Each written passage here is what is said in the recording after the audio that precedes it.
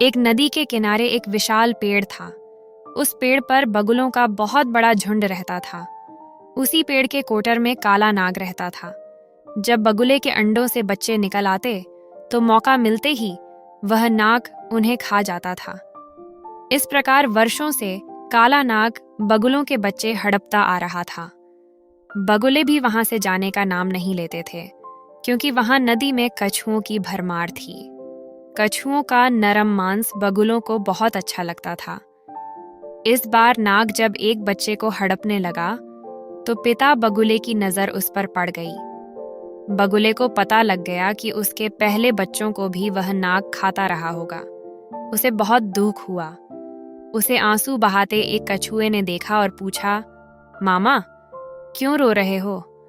गम में जीव हर किसी के आगे अपना दुखड़ा रोने लगता है।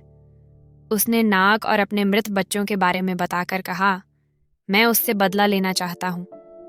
कछुए ने सोचा, अपने बच्चों के गम में मामा रो रहा है, पर जब यह हमारे बच्चे खा जाता है तब तो कुछ ख्याल नहीं आता कि हमें कितना गम होता होगा। तुम सांप से बदला लेना चाहते हो तो हम भी तो तुमसे बदला लेना चाहेंगे। बगुला अपने शत्रु को अपना दुख बताकर गलती कर बैठा था। चतुर कछुआ एक तीर से 2 शिकार करने की योजना सोच चुका था। वह बोला, मामा, बदला लेने का मैं तुम्हें बहुत अच्छा उपाय सुझाता हूं। बगुले ने अधीर स्वर में पूछा, जल्दी बताओ, वह उपाय क्या है? मैं तुम्हारा एहसान जीवन भर नहीं भूलूंगा।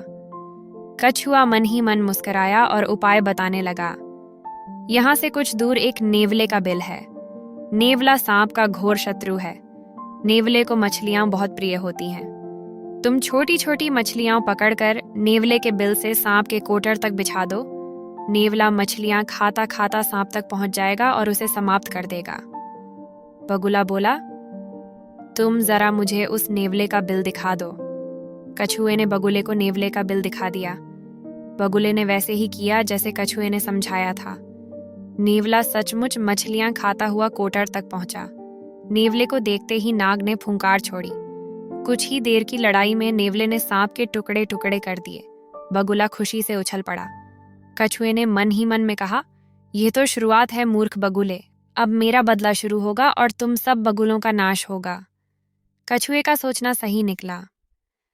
नेवला नाग को मारने के बाद वहां से नहीं गया। उसे अपने चारों ओर बगुले नजर आए। उसके लिए महीनों के लिए स्वादिष्ट खाना। नेवला उसी कोटर में बस गया जिसमें नाग रहता था और रोज एक बगुले को अपना शिकार बनाने लगा। इस प्रकार एक एक करके सारे बगुले मारे गए।